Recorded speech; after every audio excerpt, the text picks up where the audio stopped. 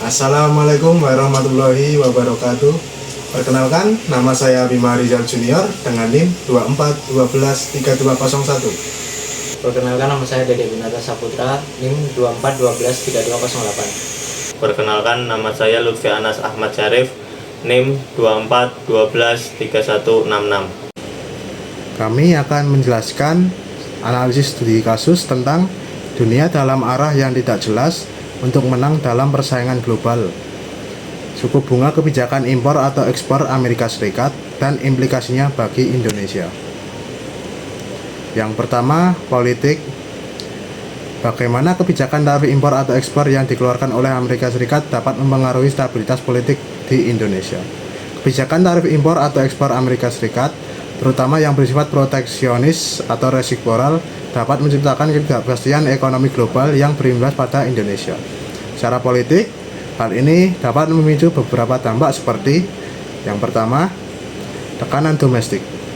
Penurunan kinerja ekspor dan potensi PHK di sektor terdampak, misalnya tekstil, elektronik, otomotif, dan komoditas seperti kelapa sawit, dapat meningkatkan ketidakpuasan publik dan tekanan terhadap pemerintah untuk mengambil tindakan.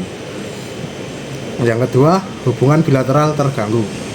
Kebijakan tarif Amerika Serikat dapat menciptakan dilema diplomatik bagi Indonesia, yang perlu menjaga hubungan baik dengan Amerika Serikat sebagai mitra strategis dan pasar ekspor penting.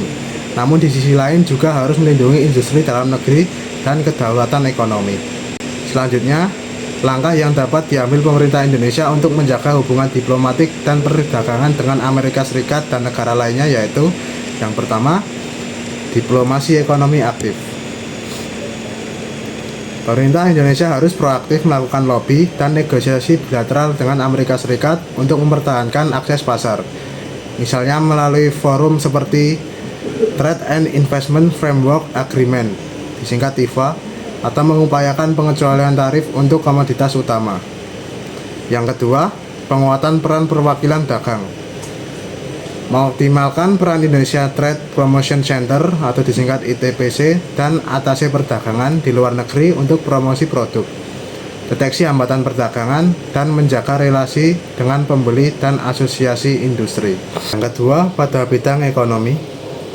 Pertanyaannya, analisis dampak kebijakan tarif tersebut terhadap perekonomian Indonesia. Kebijakan tarif Amerika Serikat seperti pengenaan tarif impor hingga 32% untuk produk Indonesia berpotensi memberikan dampak signifikan, seperti yang pertama, penurunan ekspor. Produk ekspor utama Indonesia ke Amerika Serikat seperti tekstil, alas kaki, karet, produk perikanan, elektronik, otomotif, dan furniture akan menjadi lebih mahal, menurunkan daya saing dan volume ekspor. Ini dapat mengurangi pendapatan devisa negara. Yang kedua, perlambatan pertumbuhan ekonomi. Penurunan ekspor dapat memperlambat pertumbuhan PDB Indonesia. Estimasi menyebutkan potensi penurunan pertumbuhan ekonomi antara 0,3% hingga 0,5%. Selanjutnya, strategi yang dapat diterapkan Indonesia untuk mencapai pertumbuhan ekonomi 8% dan menjadi negara maju. Yang pertama, penguatan pasar domestik. Mendorong konsumsi domestik melalui penjagaan daya beli masyarakat dan peningkatan belanja pemerintah untuk proyek produktif. Yang kedua, diversifikasi pasar ekspor. Secara agresif mencari dan mengembangkan pasar ekspor non tradisional untuk mengurangi ketergantungan pada Amerika Serikat. Yang ketiga, pada bidang sosial. Pertanyaannya, analisis bagaimana kebijakan tarif dapat mempengaruhi kesejahteraan masyarakat Indonesia. Poin pertama, penurunan pendapatan dan PHK. Sektor industri yang terdampak penurunan ekspor, misalnya tekstil, alas kaki, manufaktur, mungkin terpaksa mengurangi produksi dan melakukan PHK, yang secara langsung mengurangi pendapatan dan kesejahteraan pekerja beserta keluarganya. Yang kedua, kenaikan harga barang. Jika terjadi inflasi akibat tarif atau pelemahan rupiah, harga barang-barang kebutuhan pokok dan lainnya dapat meningkat, menurunkan daya beli masyarakat, terutama kelompok berpenghasilan rendah dan tetap. Selanjutnya, program sosial yang dapat diimplementasikan untuk mengurangi dampak negatif dari kebijakan tersebut adalah: yang pertama, penguatan jaring pengaman sosial, memperluas cakupan dan meningkatkan efektivitas program bantuan sosial seperti program Keluarga Harapan atau PKH, bantuan pangan non tunai atau BPNT atau kartu sembako, bantuan langsung tunai atau BLT untuk kelompok rentan yang terdampak. Yang kedua, program padat karya, menggalakkan program padat karya di tingkat lokal untuk menyediakan lapangan kerja sementara bagi mereka yang kehilangan pekerjaan. Yang keempat, pada bidang teknologi. Pertanyaannya, pertimbangkan bagaimana kebijakan tarif dapat mempengaruhi inovasi dan adopsi teknologi di Indonesia. Pertama, perlambatan adopsi teknologi. Tarif pada barang modal atau komponen teknologi impor dapat meningkatkan biaya adopsi teknologi baru bagi industri di Indonesia, memperlambat modernisasi dan peningkatan produktivitas. Kebijakan proteksionis AS dapat berdampak pada ketersediaan perangkat keras dan komponen teknologi. Yang kedua, hambatan inovasi. Keterbatasan akses terhadap teknologi terkini atau biaya yang lebih mahal dapat menghambat upaya inovasi dalam negeri. Selanjutnya, langkah yang dapat dilakukan untuk mendorong pengembangan teknologi lokal agar mampu bersaing di pasar global. Yang pertama, intensif untuk industri teknologi lokal.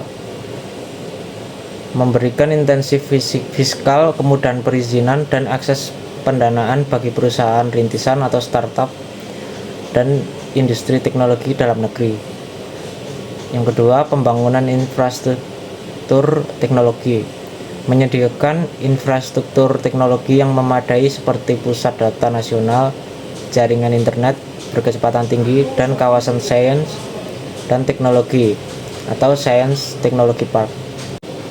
Yang kelima, lingkungan.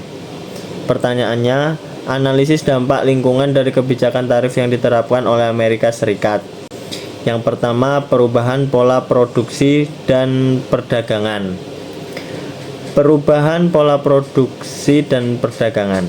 Tarif dapat menyebabkan pergeseran lokasi industri secara global jika industri pindah ke negara-negara dan dampak lingkungan lainnya bisa meningkat. Sebaliknya, jika tarif mendorong produksi barang yang lebih ramah lingkungan atau mengurangi transportasi jarak jauh, dampaknya bisa positif. Selanjutnya, Indonesia dapat mengintegrasikan kebijakan lingkungan berkelanjutan ke dalam strategi pertumbuhan ekonominya dengan cara yang pertama, ekonomi hijau sebagai mesin pertumbuhan baru. Mengembangkan sektor ekonomi hijau seperti energi terbarukan, efisiensi energi, pertanian berkelanjutan, ekowisata, dan industri daur ulang sebagai sumber pertumbuhan baru. Yang kedua, investasi hijau. Mendorong investasi dalam teknologi bersih, infrastruktur hijau, dan proyek-proyek yang mendukung berkelanjutannya lingkungan melalui insentif fiskal dan kemudahan perizinan. Nomor 6, legal atau hukum. Pertanyaannya, tinjau aspek hukum dari kebijakan tarif yang diberlakukan oleh Amerika Serikat. Yang pertama, potensi pelanggaran aturan WTO. Kebijakan tarif unilateral Amerika Serikat terutama jika bersifat diskriminatif atau tidak sesuai dengan komitmen Amerika Serikat di bawah Perjanjian Organisasi Perdagangan Dunia atau WTO, dapat dianggap melanggar hukum perdagangan internasional. Yang kedua, dasar hukum domestik Amerika Serikat. Amerika Serikat mungkin memberlakukan tarif berdasarkan undang-undang domestik mereka, seperti International Emergency Economic Powers Act atau yang biasa disingkat dengan IEEPA, atau undang-undang terkait keamanan nasional, dan praktik dasar hukum ini di tingkat internasional bisa diperdebatkan.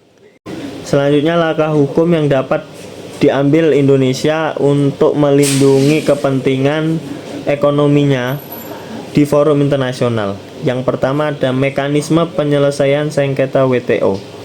Jika Indonesia meyakini bahwa kebijakan tarif Amerika Serikat melanggar aturan WTO, Indonesia dapat mengajukan gugatan melalui DSM WTO. Ini melibatkan konsultasi, pembentukan panel, proses banding, dan jika menang, pembentukan panel, proses banding, otorisasi untuk melakukan tindakan balasan jika Amerika Serikat tidak mematuhi keputusan. Yang kedua, membangun koalisi. Bekerja sama dengan negara-negara lain yang juga dirugikan oleh kebijakan tarif Amerika Serikat untuk mengajukan gugatan bersama atau memberikan tekanan diplomatik kolektif di WTO atau forum lainnya. Selanjutnya, rekomendasi strategis kepada pemerintah Indonesia. Yang pertama, diplomasi ekonomi, proaktif dan terukur. Yang kedua, penguatan ketahanan ekonomi domestik. Yang ketiga, diversifikasi ekonomi dan perluasan pasar ekspor.